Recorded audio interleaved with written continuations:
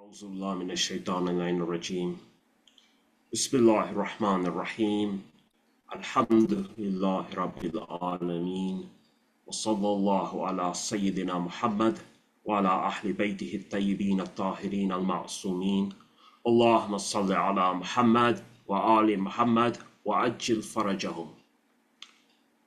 The wind had stilled, as though the desert itself were holding its breath. Across the plain lay the broken bodies of Hussein's loyal companions, their lifeblood seeping into the thirsty sand until crimson rivulets traced the contours of Karbala's scorched earth.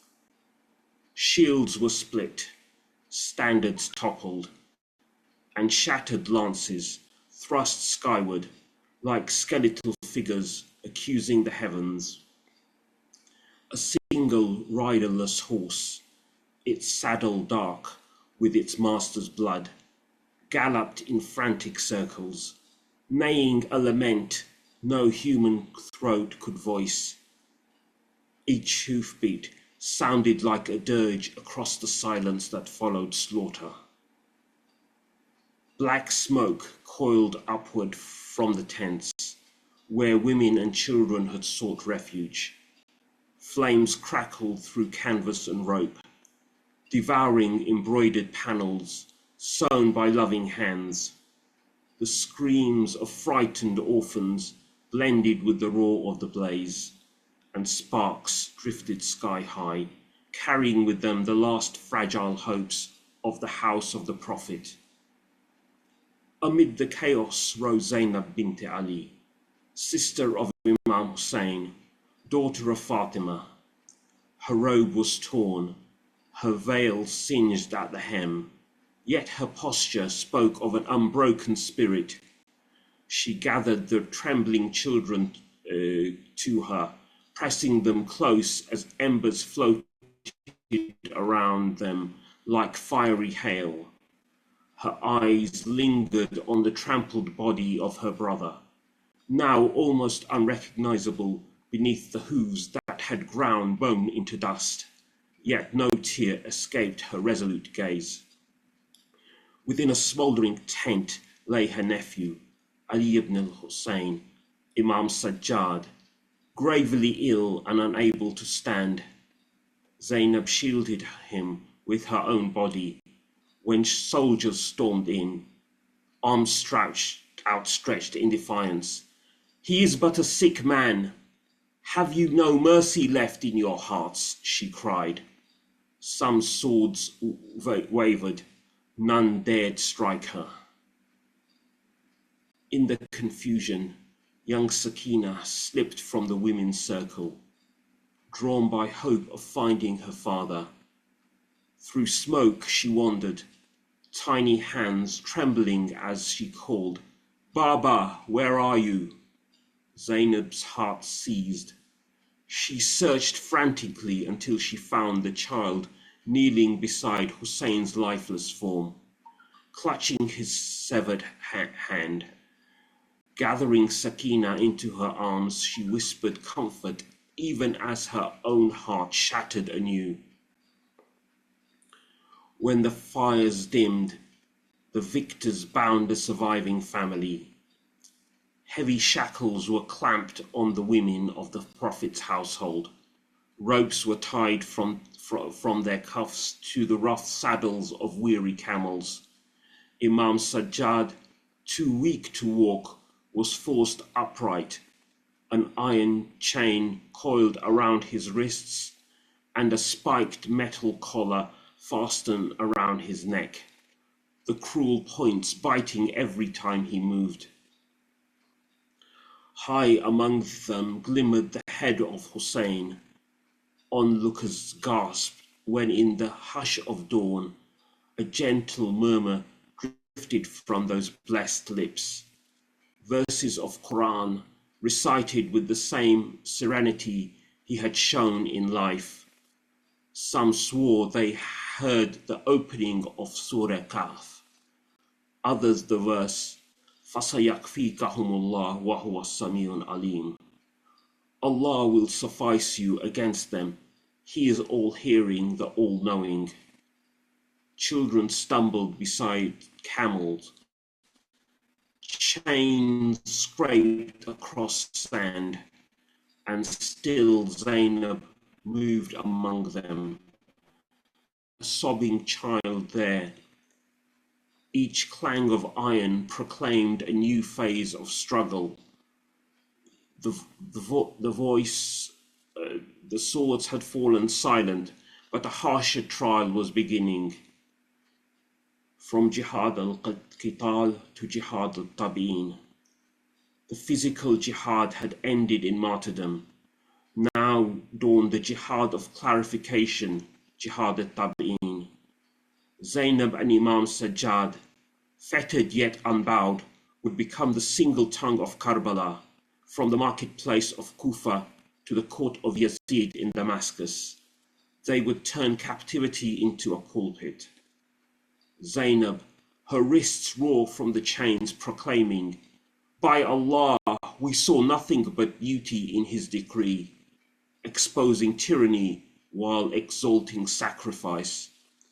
Imam Sajjad, despite the spikes that tore his neck, answering mockery with Quranic eloquence, reminding crowds whose lineage stood before them. On that brutal plain, bodies had fallen, but a narrative rose, borne on spear points, chained ankles, and the steadfast voices of two survivors. Karbala's crimson soil now carried a second seed, the obligation to speak truth unmasked, to transform grief into guidance, and to ensure that every echo of wind across that silent battlefield would carry the cry, "Hal min Nasir, is there any helper?" to the conscience of every generation. When the fires dimmed and the victors moved among the survivors, the cruelty did not end with chains and captivity. The women of the Prophet's household, already exhausted and grief-stricken, were subjected to further humiliation.